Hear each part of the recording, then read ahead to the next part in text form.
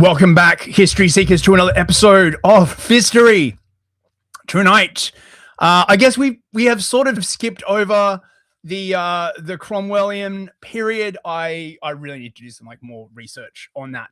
But tonight we will be talking about sort of the renormalization of the Jews in England under the 1753 Jew Bill, how they became admitted back into Parliament, and how basically all of the fears of the Catholics came to pass. There were, originally fears that it would corrupt politics, that it would undermine Christianity, that it would lead to a general sort of lowering of the moral tone of society. Of course, none of that came true. Yeah, it all came true. It's a crazy story. Now, as we get sort of further towards the modern era, or as I do sort of more research on this, it becomes quite apparent that there are sort of three versions of this. There is the modern sort of version that people are sort of given now, which is that the Jews never did anything wrong, that anything that was ever done against them was a great injustice, and blood libel and all these kinds of other stuff. You have the sort of midway version, which I've been sort of reading from the Jewish Encyclopedia from 1906, and then you have the sort of more detailed and sort of perforce more critical versions in books that you're really not supposed to read, right? Read banned books, not those kinds of banned books, right? When we talk about reading banned books, right? Yes, read Fahrenheit 451, and yes, read 1,000 different ways to be gay with your cousin, or whatever. Not those kinds of not the banned books about history that might sort of give a sort of alternate view on this kind of stuff. So I sort of have, as my point was that as we are sort of getting closer to the modern age, it seems that more and more stuff begins to be covered up. I guess this sort of makes sense, right? This is how you destroy history so that people cannot make sense of the present. And ironically, George Orwell was very, very correct on this, right? What was the exact? He who wishes to control the present controls the past, and he who controls the future controls the present. He who wishes to control the present controls the past. I think that's. But basically, yes, you destroy, fold, spindle, and mutilate history so that no one really can explain the present. And when they do go seeking for an explanation, you have an explanation already prepared. As Albert Pike famously once said, when the people desire a leader, we shall supply him. So, you could say, when the people desire a history, we shall provide it for them, right? No awkward questions. You're allowed awkward questions about why you as a country suck, why you as a people suck, why white people very, very bad. But you're not allowed a history that might, put a slightly more nuanced view, and most especially blame any other group for, sort of anything. After all, that's collectivism. We don't believe in that. Everyone's an individual, except whites, of course. You can blame them collectively for stuff because they have power, don't you know? Unlike any other group that has ever existed. It makes a lot of sense if you just don't think about it. Oh, I think we have a couple of super chats. Oh, we got Use the Eunuch for $3. I just got here. Would you mind starting over? Yes, for you. Of course. And Aaron C for $5. Avril Lavigne was replaced by a clone, and I'm tired of pretending that she wasn't. Aaron is from the Clowntown Chronicle. I highly recommend that you go and check out his channel. We'll be releasing some more stuff with him soon. Thank you so much for the super chat, bros, and welcome, chat. Now, as I was doing some research, there's a lot more sort of art that sort of broadly speaking available from this period, most notably political satire. And this one is pretty funny. So this is the Grand Conference, or the Jew predominant, right? So you can see the 4 or 5 dudes sitting around the table. I believe the one on the left is supposed to be Lord Rothschild. Dear gentlemen and my very good friends, this be the pulse collected by our tribe for the great favor. And as you can see at his foot, he has a sort of a money list, collections from the West Indies, Portugal, Holland, Metz, Prague, England, and etc. Total £200,000. This is a lot of money back in the day, right? You can buy a coffee in London now for like $4.50, but before before hyperinflation, that was like a lot of money. Then of course you have the I presume this is meant to be some kind of legislator with an angel on one shoulder and a devil on the other. The angel is saying, "Beware, thy good genius warns thee." The devil is saying, "Take the cash, my friend, at all events." He's got a money bag, and he himself is saying, the prerequisites always prevailing, right? So he's just like, it's very complicated, basically. That's what he's saying. I presume this guy in the middle is meant to be the king, or possibly the mayor. He's got like a sash and a badge. And he is saying, "It comes seasonably to me at this juncture, circumcision or anything." Right. And then we have what looks to be, I don't know, is that meant to be an academic or a minister of some kind? He is saying, "We have done those things which we ought not to have done." And then on the right, I presume we have someone from the House of Lords or a judge. He's got like the wig. I think it's a judge. Don't mind that my L, the right of presenting is invested in you and your brethren. It is so deserved. This is one of the things about looking back into history like this. You just, what the fuck does this mean? As Judas, down at the bottom, as Judas did for self-betray our Lord, grant heaven that they may meet their just reward. So this is clearly very antiseptic. This piece of artwork. This was made in 1753 when the Jew Bill passed, and the Jew Bill of 1753 is what we will be going through. This is basically the period, again, as I was saying, where Jewry was renormalized in England without any negative consequences whatsoever. What are you talking about? So, the Jew Bill of 1753. Now, okay. Right. So there's a process coming on after Cromwell. And basically, what the Jews want is the right to full citizenship, and most particularly the right to be MPs, to join the stock exchange, to join the Bank of England, and to have no restrictions whatsoever, and most particularly to swear upon these offices not upon the Bible, but on something else. And of course, the Christians are like, well, this is really bad. Up until this time, to be an English citizen, you had to take communion. So it was, it was like a full, how would we say, a Christian nationalism, basically, right? In modern parlance, right? That's what you would call it, right? Only Christians in good standing were allowed to hold offices such as MPs, lords, judges, all this kind of like stuff, right? Now, this, of course, was very, very racist, and so, it wouldn't be allowed. Possibly as a reward, Pelham in 1753 brought in a bill allowing Jews to become naturalized by application to Parliament. It passed the Lords without much opposition, but on being brought down to the Commons, the Tory party made a great outcry against this abandonment of Christianity, as they called it. Well, it is an abandonment of Christianity, sorry.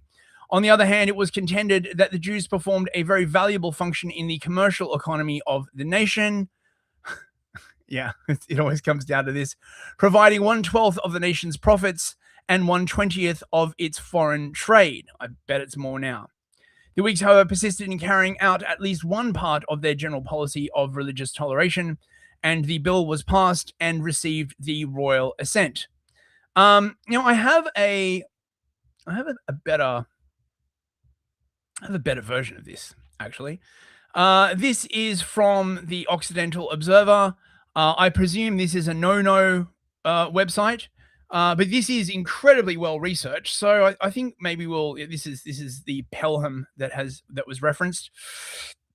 Henry Pelham, the Whig Prime Minister who introduced the Jew Bill into Parliament. Now, in case you don't know, one of the things about the Whigs were that they were progressive. We now say the Whig view of history, and the Whig view of history is that society is ever more progressing towards a sort of a more perfect society, right? Which will sort of like overcome like all barriers.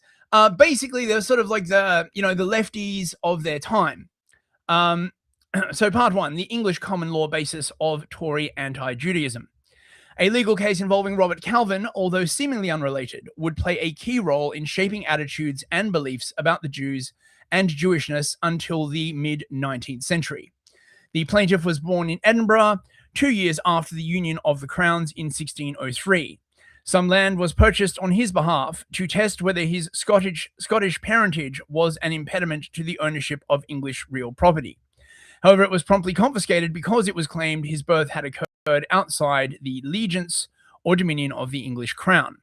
This meant that Calvin, from an international perspective, was an alien. So this, again, is something that many people don't sort of realize now. It used to just be the standard that, there were two different classes of citizen. You had a citizen who was a Christian in good standing, and then you had aliens, which was like anyone else. And aliens, had less rights, essentially, right? This is always, sort of the argument coming back again, and we're seeing it now. And things have now gotten to the point where if you dared suggest that perhaps alienage should be reintroduced, people like James Lindsay will basically call you Mustache Man. Which the thing is, of course, by this test, literally every single person alive in the 17th and 18th century was a mustache man, except for the Whigs. So whatever. Okay. This meant that Calvin was an alien. In 1608, the Lord Chancellor and Justices of the Exchequer Chamber ruled in favor of the plaintiff, reasoning that since Scotland and England were ruled by the same monarch, Calvin's birth had actually occurred within the allegiance of King James I, making him a full subject with the same rights. Englishman, the court concluded that he had been wrongfully dispossessed of the land. And then, in sort of a pattern that we've seen many, many times since, this ruling was then pivoted for a completely different purpose. The Elizabethan jurist Sir Edward Coke used Calvin's case to define the proper legal relationship between infidels and Christians. All infidels are in law perpetuae inimicae, perpetual enemies. For the law presumes not that they will be converted, that being remota potentia, a remote possibility, for between them, as with the devils, whose subjects they be, and the Christian, there is perpetual hostility, and there can be no peace. Based. But also, clearly, Sir Edward Coke was a devotee of Mustache Man. I just loathe the way that sort of modern post-war history has just been completely sort of flattened in this way, right? Simplified, shorn of sort of all nuance and history, right? To just be like, we have two positions. We have the good position and we have the Mustache Man position. Since the Jews were infidels, they were perpetual enemies, subject to a plethora of civil and legal disabilities. In the first part of the Institutes of the Laws of England in 1628, Coke wrote, "If the witness be an infidel or infamous, or of non-sane memory, or not of discretion, or a party interested, or the like, he can be no good witness." This meant that Jews, because they were infidels, were not allowed to bear witness or testify in a court of law, even in cases of assault, robbery, or murder. As far as English jurisprudence was concerned, the Jew was a legal non-entity. Now, as you may recall, this is a complete 180 to the situation that existed after the Norman invasion, where if a Jew was accused of a crime, he would be tried by a Jewish judge. It took, I believe, 20 witnesses to bring suit against a Jew. They were effectively just completely immunized from the law and occupied this sort of just incredible sort of elite position where they could just do whatever the fuck they wanted, really, and there was just nothing you could do about it. But of course, since the expulsion, this had changed significantly. Because Jews were perpetual enemies, certain interactions between Christians and Jews were punishable by death. In the Institutes, Coke found that, quote, by the ancient laws of England, that if any Christian man did marry with a woman that was a Jew, or a Christian woman that married with a Jew, it was a felony, and the party so offending should be burnt alive. Woof. Dude. This was based on legislation recorded in the medieval Fleta Su Commentarius Juris Anglicanae, circa 1290. Those who have connections with Jews and Jewesses are guilty of sodomy and shall be buried alive in the ground, provided they be taken in the act and convicted by lawful and open testimony. Dude. In Coke's opinion, Jewish-Christian relations were best governed by medieval common law, such as King Edward's Statutum de Judaismo, 1275, or the anonymous Fleta. His reverence for medieval law was based on an a posteriori, you know what, right, what does that mean? I think looking backwards is what that means. Approach to English jurisprudence. In his reports, he wrote, quote, for any fundamental point of the ancient common law and customs of the realm, it is a maxim in policy and a trial by experience that the alteration of any of them is most dangerous, for that which had been refined and perfected by all the wisest men in former succession of ages, and proved and approved by continual experience to be good and profitable for all the commonwealth, cannot with great hazard and danger be altered or changed. The doctrine of the Jew as a perpetual enemy remained on the books until the readmission of the Jews in 1656. By that time, English jurists had begun to simply ignore it. It would be revived again by Tory parliamentarians in the 18th and 19th centuries. In addition to the perpetual enemies doctrine, there was the Christianity is the law of the land doctrine, also based on Coke's legal analysis of Calvin's case. The law of nature, which God at the time of creation of man infused into his heart, was the, quote, moral law, which was, Coke said, immutable, existing, quote, before any judicial or municipal law in the world. This Christian moral law was, quote, a part of the laws of England. Sir Matthew Hale, in the case of Rex v. Taylor, 1676, reaffirmed Coke's position as the bedrock of English jurisprudence. Christianity is partial to the laws of England, and therefore to reproach the Christian religion is to speak in subversion of the law. The Christianity is the law of the land doctrine served as the legal justification for relegating Jews to second-class citizenship until 1858, when the Jew Lionel de Rothschild was allowed to take his seat in the House of Commons. And you will find the Rothschilds pop up again and again through this story. Not only did they gain great influence in the stock market, the exchange, the Bank of England, but there was a big struggle over whether Rothschild could become an MP. Most notably, the Lords kept blocking it. Super chat, Donny B for $5. Thank you very much, Donny. Hope you are well. Right. Part 2. The Jews, the Whigs, and the Tories, 1753. So this is when the bill comes in. Wait a second. I've got this. I can't wait. If I got this. I found this this quite funny picture as well. Oh no, it's not in here yet. There's a lot of very, very cool and spicy political satire from this period. Very, very interesting. The Jews were barred from full participation in English life because they rejected Christianity.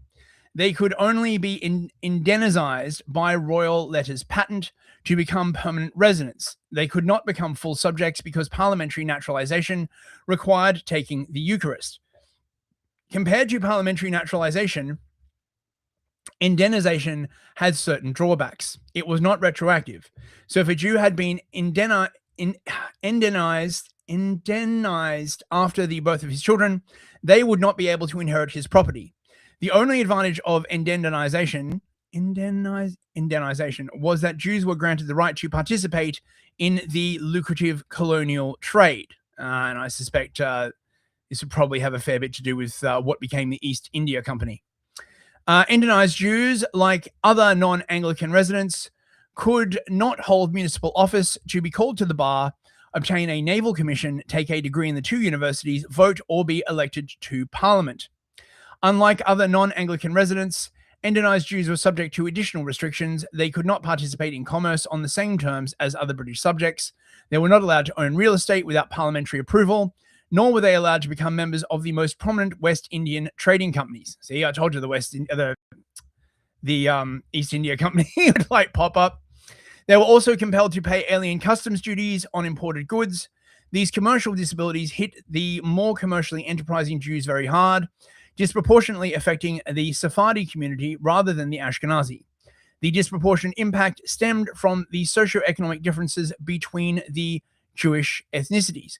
So it's quite interesting that back then, unlike the sort of general dominance of the Ashkenazis that we have now, it was mainly the Sephardis that were sort of the great commercial titans of the era.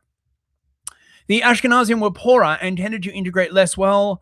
They accounted for most of the Jewish peddlers and small dealers, and were associated in the English cultural imagination with the figure of the wandering Jew. The Sephardim, by contrast, traded on a larger scale. Wealthier and more politicized, they were arguably laxer about religious observances, shaved and dressed in English fashions. Right, so the Sephardim were essentially integrating. Is the Ashkenazim were sort of like staying apart. The Sephardim were integrating. They were shaving. They were like behaving as Englishmen. And I suspect that this willingness to integrate probably did them sort of great favors in the sort of, the generally sort of, I guess, the atheist Whigs, or the Whigs who are sort of more weakly religious. They're like, oh, look, they're not so bad. I got a friend, like, he's a good trader, like blah, blah, like what's the beef? Whether lending money to the crown to provision British troops and fight wars overseas, or hawking secondhand clothes in London's slums, the Jews were disproportionately engaged in commercial and financial activity, just as they had been on the continent. Well, yes. In London, the Sephardi Jewish community became so wealthy and influential, they were able to successfully lobby the Whig government for naturalization. In 1753, Joseph Salvador, a prominent Sephardi Jew. Right. So I think when they are talking about the Sephardis, they are mainly talking about the conversos that fled from Spain. I guess they wouldn't be conversos because they weren't pretending to be English. But yes, the ones that fled from Spain after the expulsion. So a name like Joseph Salvador suggests that his family was originally from Spain. A prominent Sephardi Jew convinced Henry Pelham's Whigs to introduce the Jewish Naturalization Bill, or the Jew Bill for short, into the House of Commons. The purpose of the bill was not to naturalize Anglo-Jewry, but to eliminate Holy Communion as a requirement for parliamentary naturalization, allowing Jews to participate in English commercial life as if they were full subjects of the British Empire. And of course, this had no negative connotations whatsoever. The Jew Bill, drafted by Pelham and his brother, the Duke of Newcastle, was steered through Parliament, quote, as a favour to some of the Sephardi mercantile elite who had been very active in supporting the financial policies of the ministry and who had now solicited a favour from the government. Yeah, I've seen this before. Among the most prominent Jewish financial contributors was Samson Gideon, a Sephardi Jew who had loaned the Hanoverian crown 1.7 million pounds, which is more than 2 billion in today's dollars, probably more now. I don't know when this was written, to suppress the Jacobite uprising of 1745 and establish order in the aftermath of the rebellion. Not sure what the Jacobite uprising was. See, this is the thing, man. It's the thing about history. There's always like more stuff to learn. I'll have to look into the Jacobite uprising. But basically, there was an uprising, and Gideon loaned the government an obscene amount of money to put down the uprising, and sort of bought himself immense favor with this. The English public believed that officials of Pelham's ministry had received Jewish bribes in exchange for moving the Jew bill through the Commons, a result of the government's extensive financial dealings with the Sephardi financiers and merchants. This belief was further disseminated by the anti-Jew bill prints of 1753, where Jewish bribery of government was a common theme. In one such engraving, quote, the Grand Conference, or the Jew predominant, this is the image that we opened with, Samson Gideon is shown bribing the Duke of Newcastle and Henry Pelham with a bag of gold in exchange for passage of the Jew bill. Right. Okay, so this is meant to be is this meant to be Pelham on the left? Or is that meant to be Pelham taking the gold? And that's meant to be Gideon on the left, presumably. Okay. In another, a prospect for a new Jerusalem, the London mayor, standing on a hill with municipal officials, holds a paper that says naturalization bill. In the immediate foreground is the devil with a bag marked £500,000. He points towards a group of Jews in the background, implying that the Jew bill had been introduced in the Commons because of Jewish bribery. The widespread perception of Jewish financial meddling at the highest levels of government was, of course, grounded in solid fact. So this is the picture that he's talking about. It's pretty low res, this, but you get the idea, right? Although the Jew bill was a reward for Jewish financial assistance to the government, it inadvertently served the purposes of attracting more wealthy Jewish immigration to England. This allowed the Jewish financial elite to strengthen and consolidate its power and influence over the English crown and economy, while threatening the ethnic cohesiveness and political stability of the English nation. What an unusual idea. I can't imagine that would have ever gotten worse. Since the readmission of the Jews, anti-Jewish laws, based on Lord Coke's legal analysis of Calvin's case, had been slowly relaxed to encourage more Jewish settlement.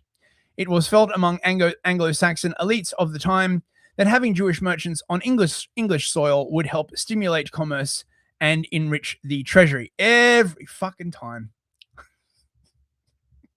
You're like, why don't we uphold Christianity? Yeah, but money, right?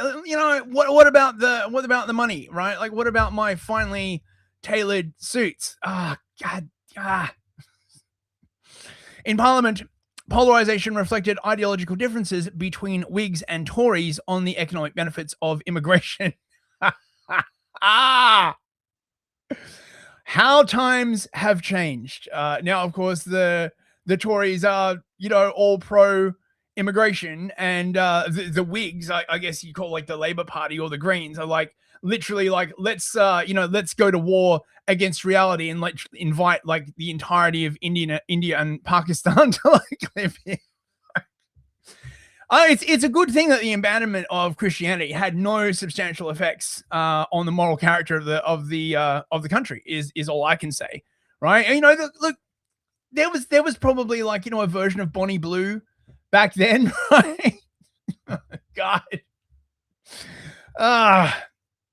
Thomas W. Perry writes, in the 1750s, these orthodox opinions, exclusionist with regard to the whole economy and restrictionist with regard to movement within it, were under attack, and so were all the more tenaciously held and alertly defended. The criticism came principally from a school of proto-liberal pamphleteers who insisted that the economy would benefit both from an infusion of new blood, as it were, and from a freer internal circulation. It never stops.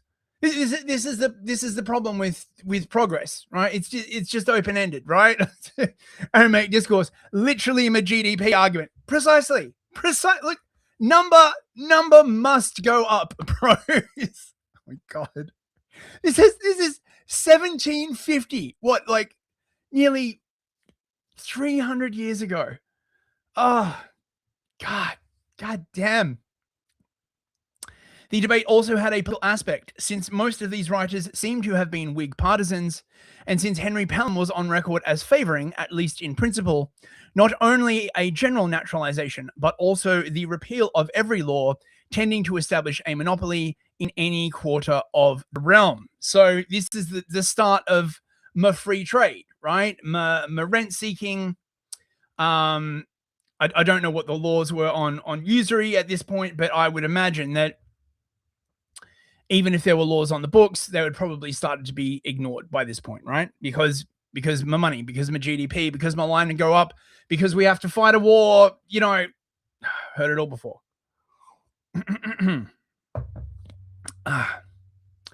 Since the Tories prioritised nation over economy, oh, how times have changed. How times have changed. Oh my God. They were staunch economic protectionists.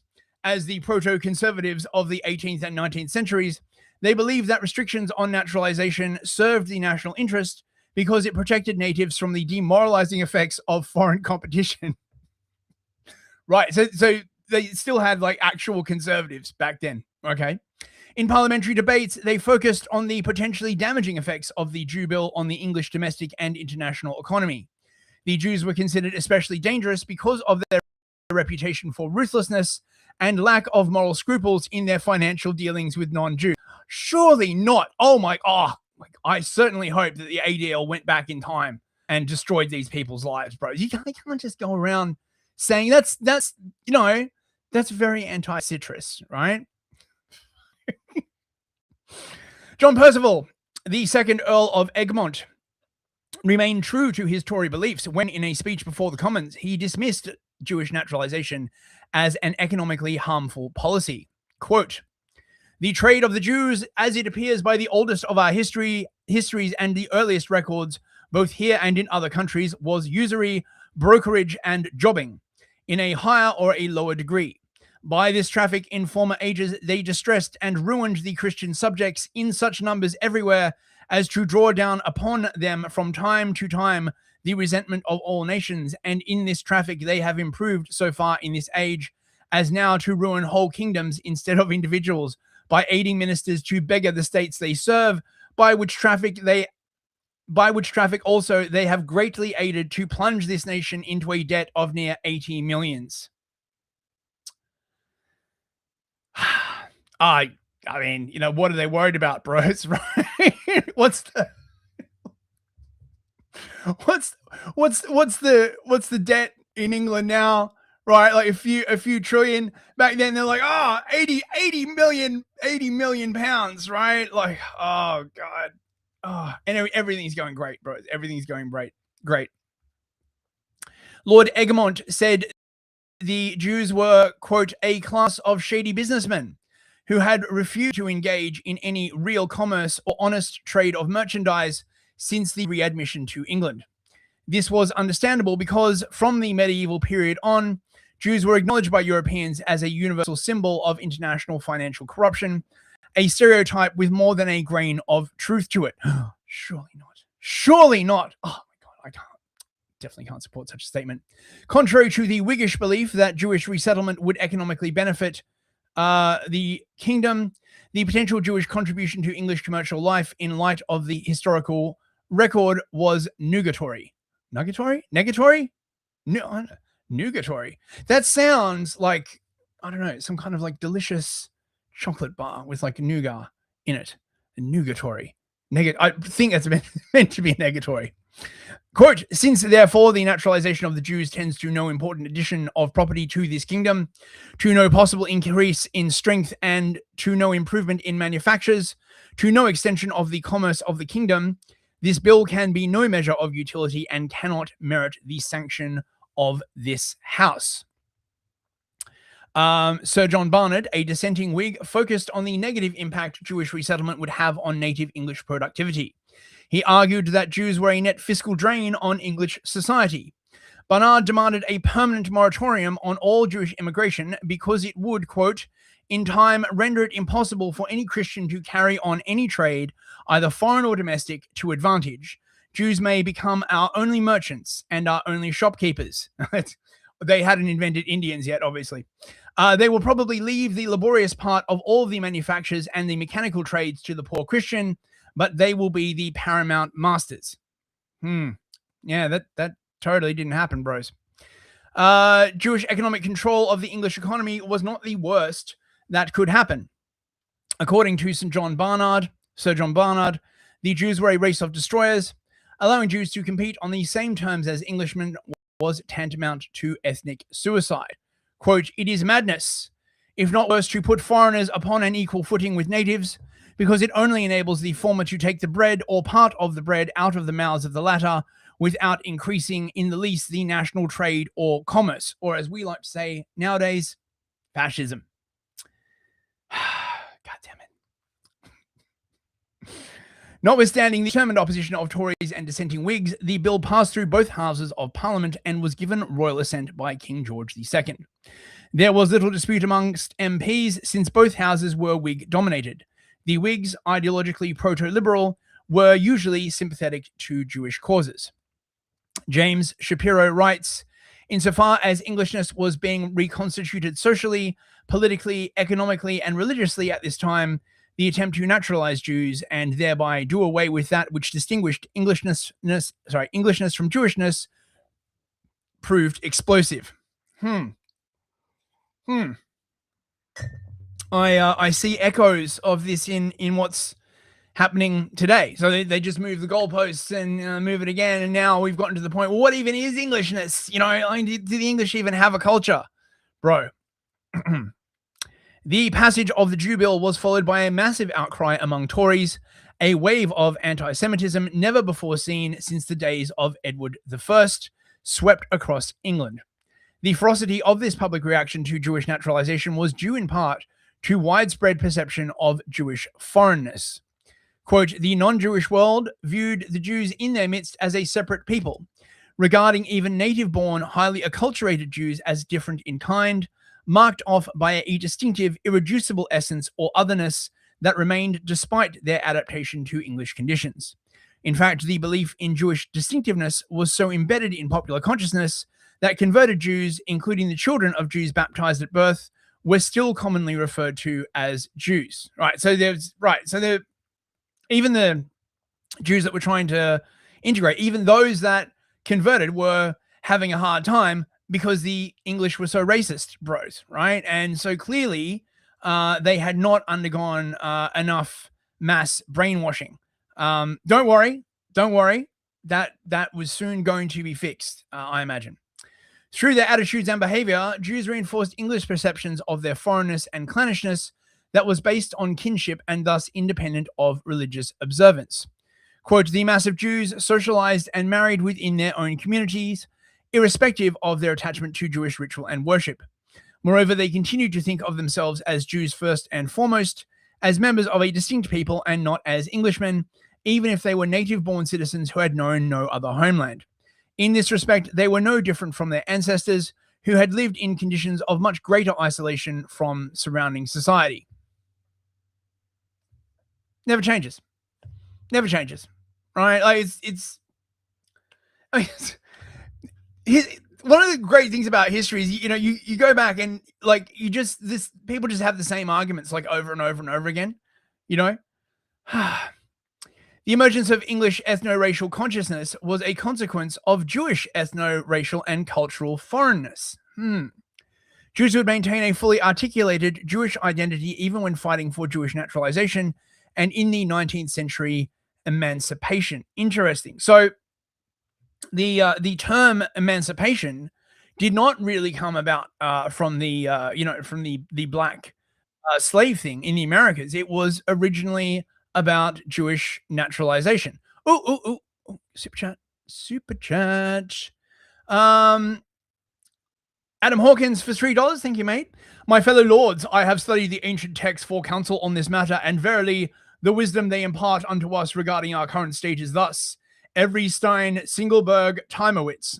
That's a very, very cryptic pronouncement. Thank you very much, Adam. You can also donate to the channel if you wish. It goes towards therapy beers and just sort of general nice stuff. But I do it all for the love of the game. Thank you very, very much, Adam Hawkins. Right. And here we see it's another one. So the political satire is really great.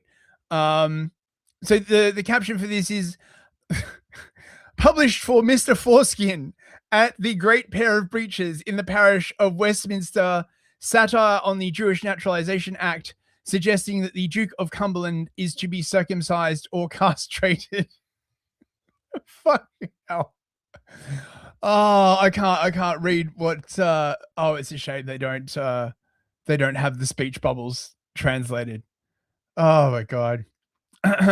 So clearly this sort of this widespread mockery was very antiseptic, clearly, right? We're not allowed to do that. Imagine if people just went around, making satire about this kind of stuff. You never know what might happen.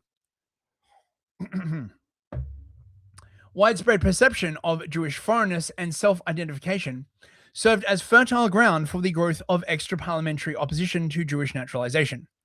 According to scholar Todd M. Endelman, the, quote, agitation sparked by passage of the Jew Bill in 1753 functioned as a lightning rod for the articulation of nationalist sentiments at the time. Nothing ever changes. Nothing ever.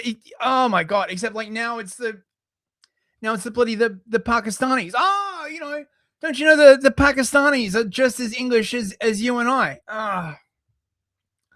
Mate, give these people an inch that literally take like 100 miles. Through pamphlets and newspaper editorials, ballads and songs, etchings and engravings, Tories were able to awaken a sense of English national pride in the common people. Oh, that sounds very dangerous. Ooh, dangerous. Very dangerous. Reminding them of the dangers of ethnic dilution and loss of Christian religious belief if Jews became Englishmen. Sounds a bit nasty. Although the Whigs would fret that Jews would remain an ethnically indigestible element on English soil, the Tories worried about the fragility of English ethnic identity and how easily it could be destroyed through assimilation of Jewry. Fucking hell. If only these Tories could see us now. As a verse of contemporary doggerel had concluded about passage of the Jew Bill, quote, such actions as these most apparently shows that if the Jews are made English, the English are Jews. Mate. Oh, dude. It's literally the same arguments. My God. Yes, I did. I think I did read the entropy from Adam Hawkins. Yes, I did. Thank you, Sadie's. Right. Outside Parliament, Tory opponents relied upon a combination of religious, patriotic, legal, and economic arguments to convince the English public of the dangers of Jewish naturalization. Jonas Hanway, philanthropist and anti-Jewish pamphleteer, objected to Jewish naturalization because it was, quote, as unnatural a mixture in the body politic as bread and arsenic in the human body, and therefore such a mixture could produce no happiness, but on the contrary, dishonor and reproach. The Jews were a dangerous foreign element, a poison that destroyed everything it touched. Hanway further argued that because the Jews were a separate nation, guilty of, quote, unparalleled iniquity, such as the national crime of crucifying the Lord of Life, their naturalization was undesirable. In the anonymous pamphlet, quote, a modest apology for the citizens and merchants of London who petitioned the House of Commons against naturalizing the Jews, it was argued that Jews could never be naturalized because they were, quote, rebels against God who were guilty of deicide. Quote, you know a Jew at first sight, the author wrote, look into his eyes, don't you see a malignant blackness underneath them, which gives them such a cast as bespeaks guilt and murder? You can never mistake a Jew by this mark, it throws such a dead, livid aspect over all his features that he carries evidence enough in his face to convict him of being a crucifier. Woof. Pretty strong. So this was the pamphlets that were being like circulated at the time. It was sort of, pamphleteering and sort of, these sort of like political satire comics were like a big thing in Europe all around here. I presume this is after the invention of the printing press. Yeah, it would have to be, because you can't do pamphlets by hand. If the Jews were ever to become English citizens, the native English would share in the guilt of Christ's murder, becoming crucifiers or Christ killers themselves. Jewish naturalization would also subject the English people to divine wrath and punishment. Well, fortunately, that never happened. Just look at the Anglican Church. It's going great, man. Like, stronger than ever. Fucking hell. The High Church evangelical William Romaine wrote, quote, "The Jews then, in the eye of the common law, were always looked upon as aliens, neither natural-born subjects nor capable of being naturalized, but perpetual aliens, because there is no reasonable ground to expect that they will ever be converted.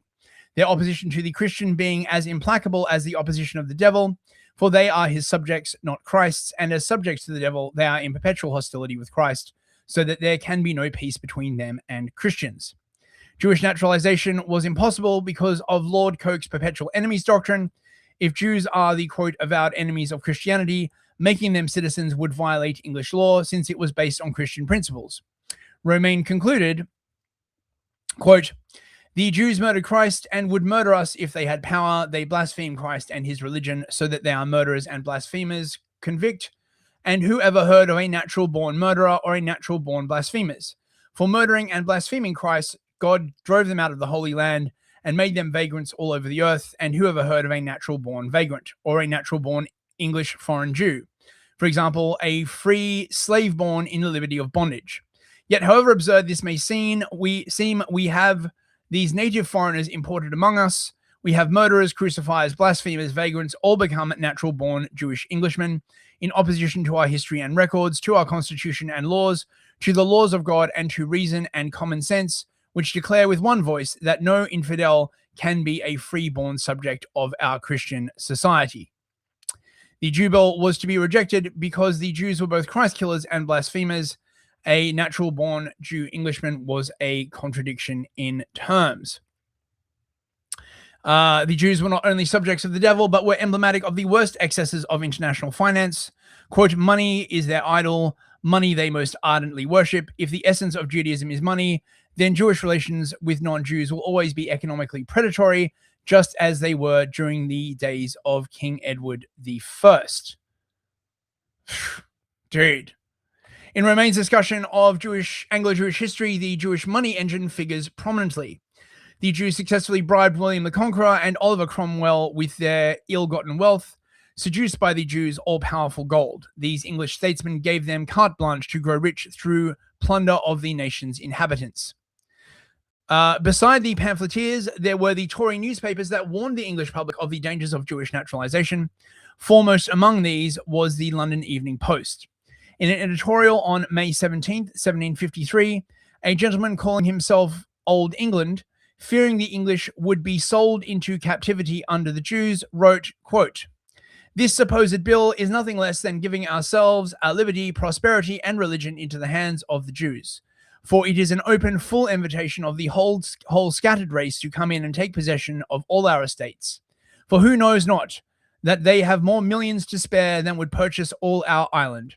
If this bill should pass, it is more than probable that in 10 years our tenants may have Jewish landlords, 2/3 of our freeholders be obliged to be circumcised, or vote as they are ordered. God preserve us from Jewish power." In an article on the consequences of the Jew bill, and in 1753, an author asked rhetorically, "Doth this not give rise to a new interest in Great Britain, which never was known or heard of before, a Jewish landed interest? Will not dominion follow property, or are our present managers in possession of a secret of frustrating the opposition of this hitherto uncontested principle? Can they allow the Jews to purchase the half or 3 parts of the lands of the kingdom, and still withhold from them that weight and influence which is the consequence of property?" Okay, so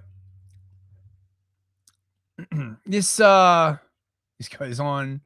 The propaganda seems to have had real world consequences.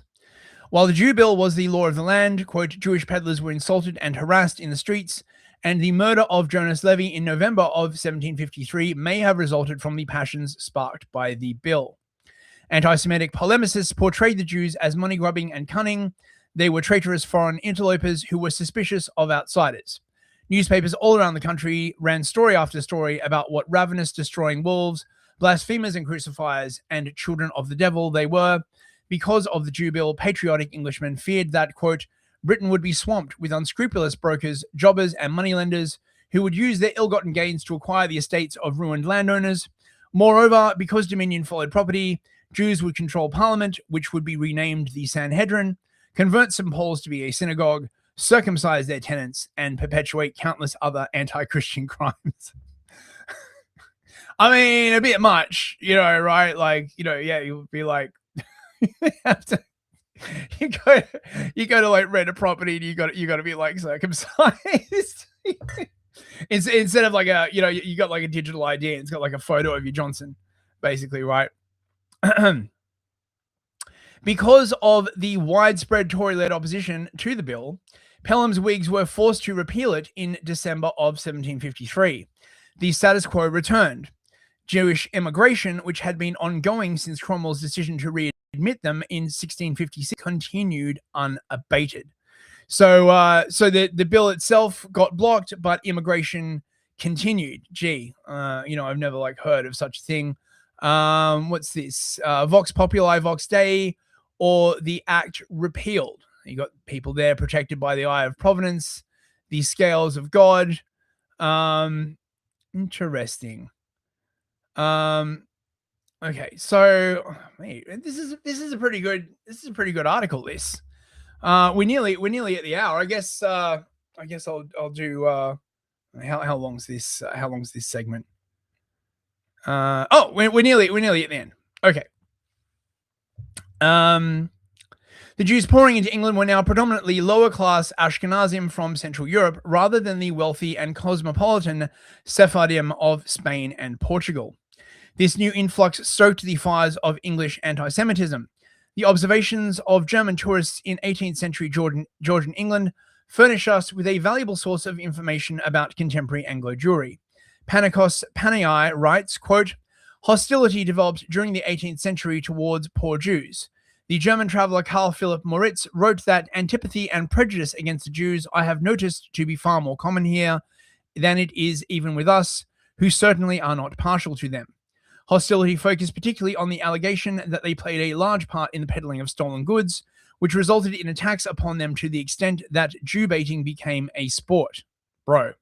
One German traveller wrote of, quote, the general discontent of the nation occasioned by the German Jews, a class of men detested as the offscourings of humanity.